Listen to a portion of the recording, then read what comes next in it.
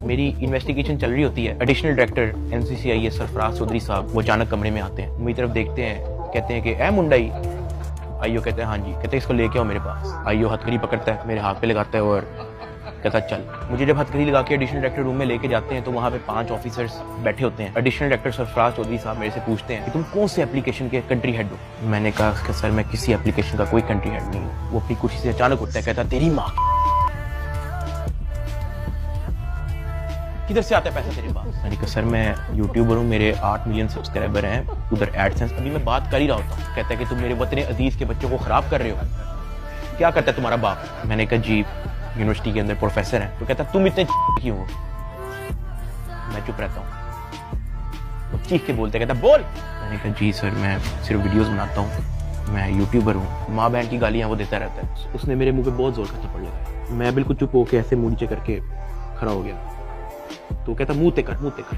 अभी मैंने मुंह पर किया नहीं था। वो जोर से चीख के कहता मुंह ते कर। अभी मैंने वो मुंह पर किया ही था, उसने मुझे दूसरा थप्पड़ लगाया। मैं वहां पे बड़ा हेल्पलेस फील कर रहा कि यार मेरे से ऐसा क्या हो गया। मैं भी ये सोच ही रहा था, उसने मुझे तीसरा थप्पड़ लगाया। मुझे माँ बहन की गालियां दी जा रहा है। मैं अपना मुंह नीचे करके खड़ा हुआ हूँ तो मेरे थप्पड़ इधर लगता है, फिर वो कहता था मुंह पर कर, फिर मेरा थप्पड़ इधर लगता है। वो मारी गया जब तक उसका दिल नहीं भरा। मैंने तो गिने भी नहीं है कि उसने मुझे थप्पड़ कितने मारे हैं। फिर वो मुझे कहता कि अपनी टांगे बैंड कर। मैंने अपनी टांगे बैंड कर ली। कहता हाथ ऊपर कर। मैंने अपना हाथ ऊपर कर लिया। वो घर में एक वीडियो कॉल लगाता है जो एक बच्चा रिसीव करता है जिसकी एस्टिमेटेड तकरीबन एज होगी 7 साल। एक हाथ में सिगरेट होती है।